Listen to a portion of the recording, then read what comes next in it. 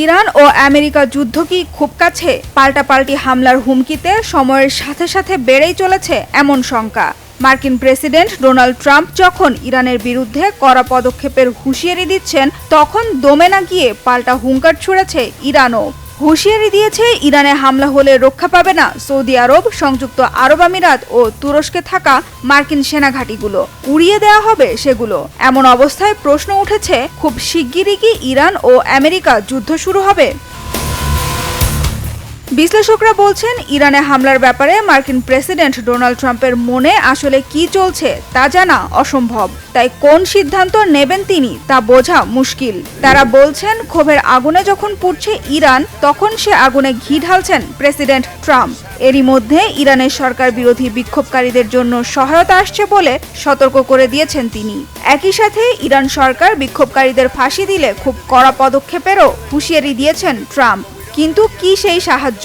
কি ধরনের কড়া পদক্ষেপ? সামরিক হামলা নাকি অন্য কিছু, তা পরিষ্কার করেননি মার্কিন প্রেসিডেন্ট। তবে ইরানে থাকা মার্কিন নাগরিকদের দেশটি ছেড়ে যাওয়ার পরামর্শ দিয়েছে ওয়াশিংটন।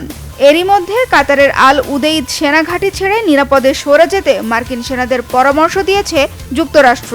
ইরাক থেকে ইরান পর্যন্ত আকাশসীমা বন্ধ রাখারও খবর পাওয়া গেছে। তবে ছেড়ে কথা বলছে না ইরান।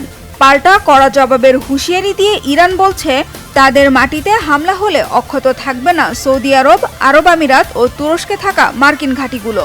সর্বোচ্চ সতর্ক অবস্থায় রাখা হয়েছে দেশটির সেনাবাহিনীকে।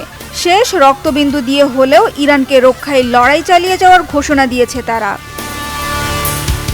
সম্ভাব্য মার্কিন সংঘাতের আশঙ্কার মাঝেই ইরান ও যুক্তরাষ্ট্রের শীর্ষ পর্যায়ের কর্মকর্তাদের মাঝে আলোচনা ও যোগাযোগ বন্ধ হয়ে গেছে।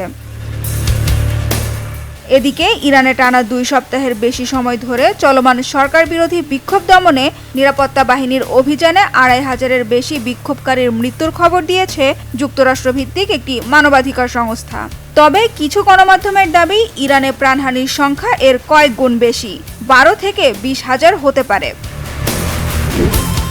ইরান জুড়ে ইন্টারনেট ও মোবাইল সংযোগ প্রায় পুরোপুরি বন্ধ থাকায় ঘটনার সঠিক পরিস্থিতি জানা প্রায় অসম্ভব। তবে সম্প্রতি কিছু ফোন লাইন আংশিকভাবে চালু হওয়ার পর ধীরে ধীরে স্পষ্ট হচ্ছে পরিস্থিতির ভয়াবহতা।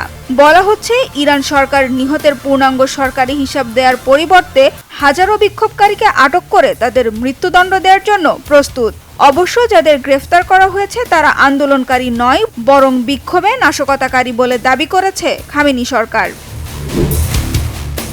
ইরান আর যুক্তরাষ্ট্রের মধ্যে চলমান উত্তেজনায় যুক্তরাষ্ট্রকে সমর্থন দিয়েছে ইউক্রেন, আর ইরানের পক্ষ নিয়েছে রাশিয়া ও চীন।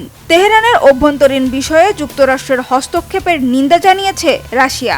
কোনো দেশের অভ্যন্তরীণ বিষয়ে হস্তক্ষেপ সমর্থন করে না বলে জানিয়েছে চীন। এই ইস্যুতেই ইরানি পররাষ্ট্রমন্ত্রীর সাথে কথা বলেছেন প্রতিবেশী তুরস্কের পররাষ্ট্রমন্ত্রী হাকান ফিদান। এ সময় আঞ্চলিক অস্থিরতা কমাতে ইরানকে আলোচনার পথে হাঁটার পরামর্শ দেন তুরস্কের পররাষ্ট্রমন্ত্রী। তবে দেশটিতে বিক্ষোভকারীদের ওপর সহিংসতার প্রতিবাদ জানিয়ে ইরানি রাষ্ট্রদূতদের ডেকে পাঠিয়েছে বেশ কিছু ইউরোপীয় দেশ।